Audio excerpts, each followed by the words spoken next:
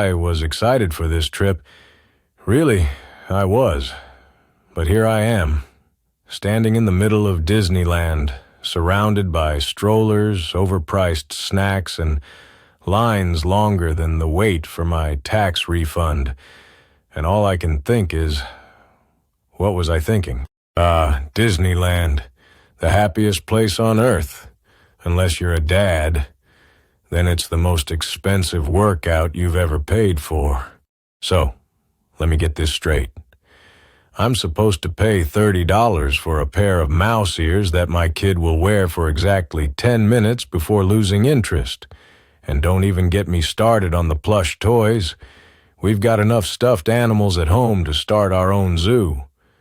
But no, now we need one with a Disney logo.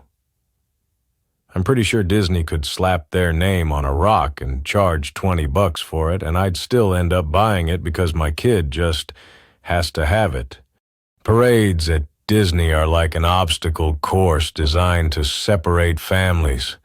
1 minute, we're all together, and the next, I'm playing Marco Polo with my wife while dodging waving princesses and a giant float shaped like a pumpkin.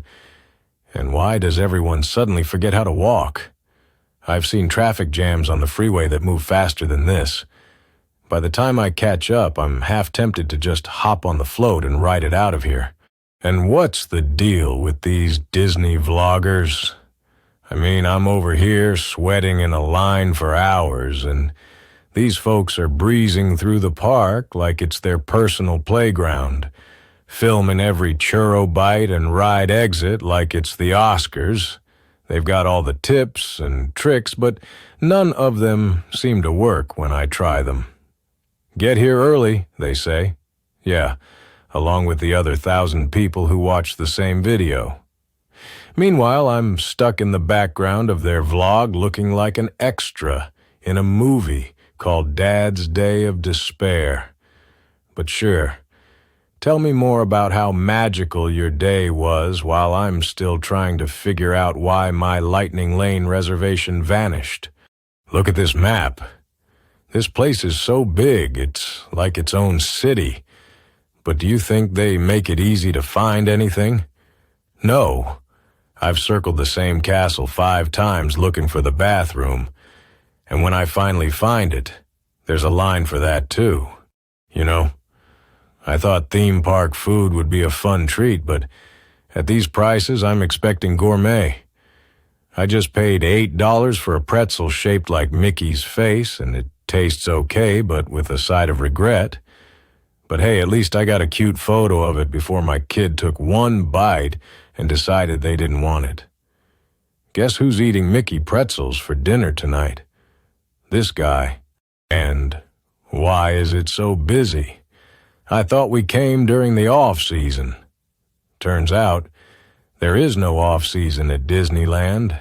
Every season is pack 'em in like sardines and charge 'em through the nose season. Avengers Campus. More like Avengers Confusion. I've been wandering around here for 20 minutes trying to figure out where Spider-Man is. Meanwhile, I've been webbed by the app, trapped by the lines, and ambushed by merch stands at every turn.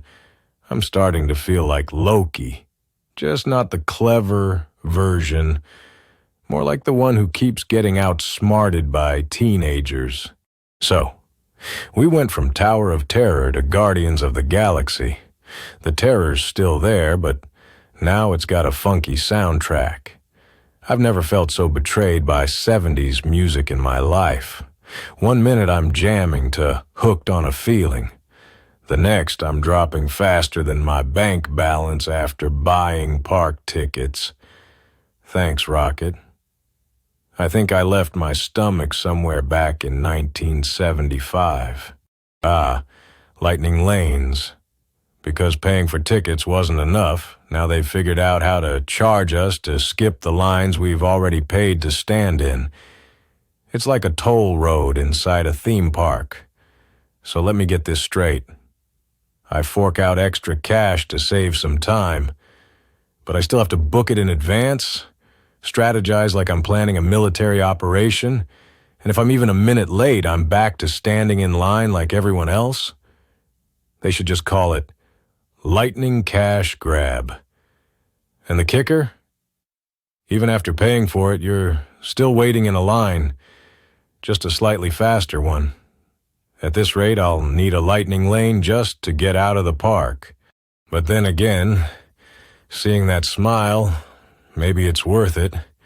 Just not sure I need to remortgage the house to get through the day. And don't even get me started on these virtual queues. You mean to tell me that now I have to fight for a spot in line? On my phone? It's like the Hunger Games, but for a ride. I set an alarm at 7 a.m., bleary-eyed, just to tap a button faster than thousands of other parents. And what do I get? A spot in a digital line that might as well be on Mars.